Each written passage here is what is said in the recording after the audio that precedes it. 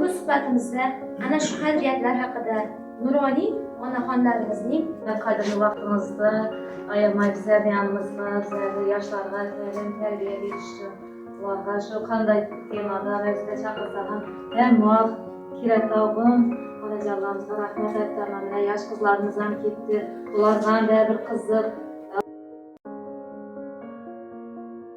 xabarimiz bor. Muhtaram prezidentimiz tomonidan mart oyi milliy qadriyatlar oyligi deya e'lon qilingan.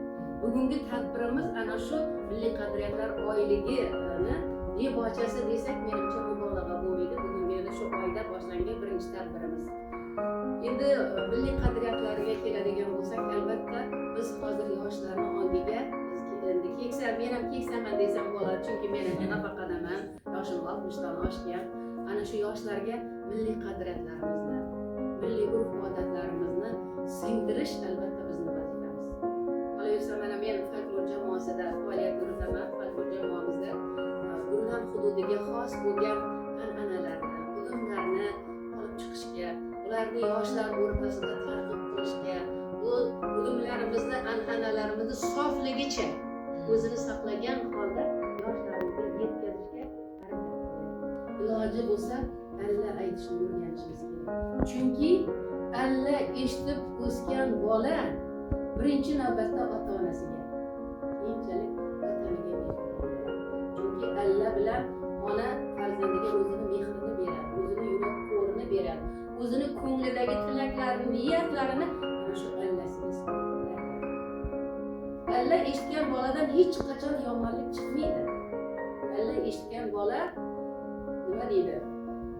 Johillikdan chetda bo'ladi bu bola.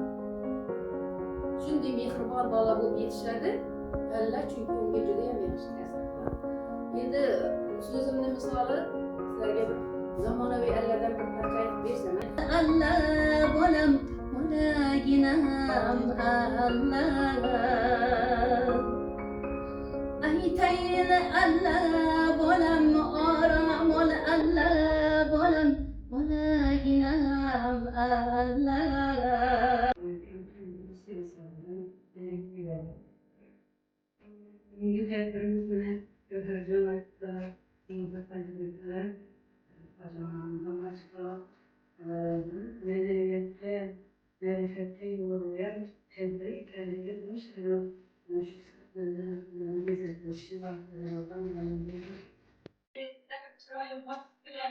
Bizlerin kaderi sözlerine yoyamak çok sevgiler mamalarımız.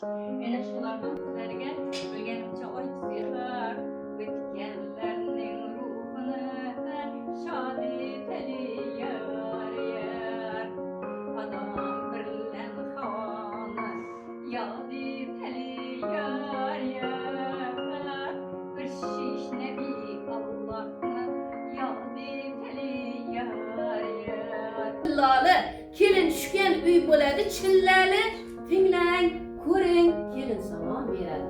Hammamiz ham asli odam otadan, qon qardoshimiz ungan momo havodan, nikoh bizga meros, anbariyina, bibi Fatma, odam ota momo havolardan mana shu aziz avliyolarning haqqiga ta'zim qilib kelin. Bu dunyoga kimlar kelib, kimlar ketar. Alloh ular rahmatini obod etar. Ta'zimlaring ular ruhini shod etar.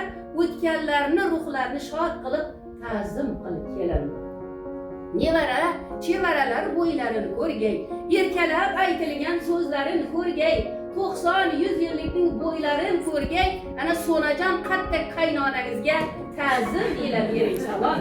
Chaqirsa labbay deb javob etgaysan, buyursa ajab deb savob etgaysan, 90-100 yoshlarni ham tavob etgaysan, ana qizlarning hojonangizga ta'zim ila bering salom.